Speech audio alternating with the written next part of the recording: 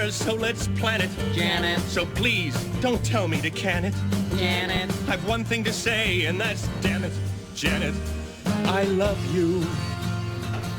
Welcome back. It's been decades since Brad Majors had the strangest night of his life at Dr. Frank-N-Furter's castle. But like a time warp, the movie still has one of the most devoted audiences of all time. So much so that the film is on a national tour to celebrate, get this, its 47th anniversary. Here to talk all about it, Mr. Barry Bostwick.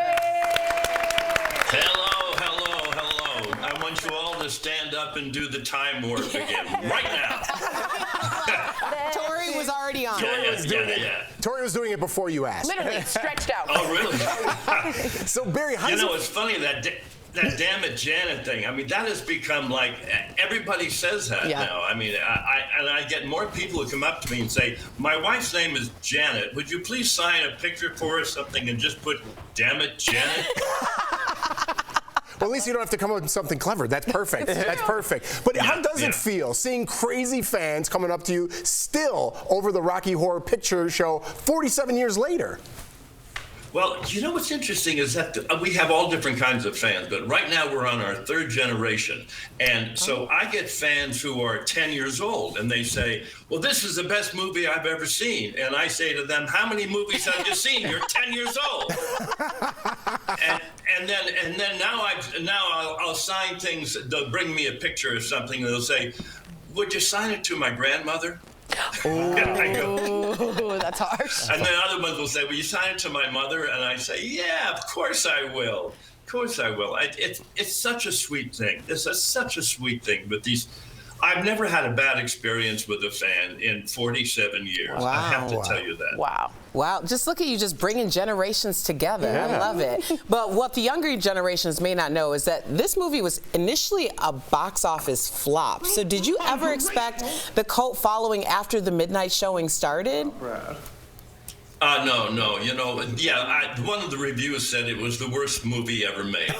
And I always recall a line that Tim Curry has in it, and he says, "We didn't make it for you." Yeah, I love it. And that's sort of been the whole thing. I mean, we made it for an audience which would get it, which would get the fact that it's basically about sex, drugs, and rock and roll, and it's about the loss of innocence. Every character in it loses his innocence, so. It has been the coming of age thing that every 12, 13-year-old hopefully will go see and maybe explore in their lives how they could do their life a little different. Or, hey, there's other things out in this world that maybe I should look into. It's like their bar and bat mitzvah seeing this, the 12 and 13-year-olds. The live, The live immersive shows seem like such a party. I was in Munich for Oktoberfest, and I took a train just so I could go to a midnight showing, a Rocky Horror Picture Show in German. Did you want to pass out in that theater instead of an American one? Okay, what's the best part about being in the audience of that when you see it all that?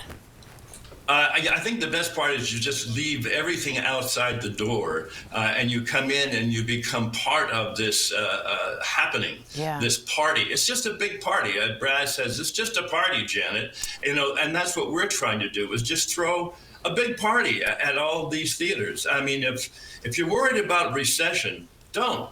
Come in, get a prop bag, and throw crap at me. I like that answer. That's going on the reel. Is the line you get the most, damn it, Janet? I have to imagine, right?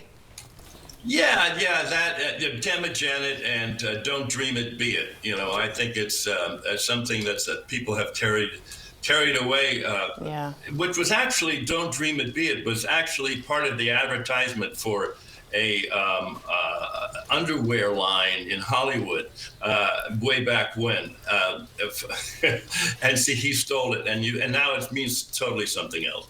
Don't dream it, be it. Do you think there's a place that sells Frank-N-Fritters over 47 years? Maybe. That sells fritters? There's got to be, right? Over 47 years. Somebody came up with that concept. That's good. Everything. I see all kinds of advertising where they've used a line from this movie and they've never had to pay for it because we made this movie so long ago. that nobody gets anything. VHS tapes didn't even exist when we made the movie, and so the shadow cast.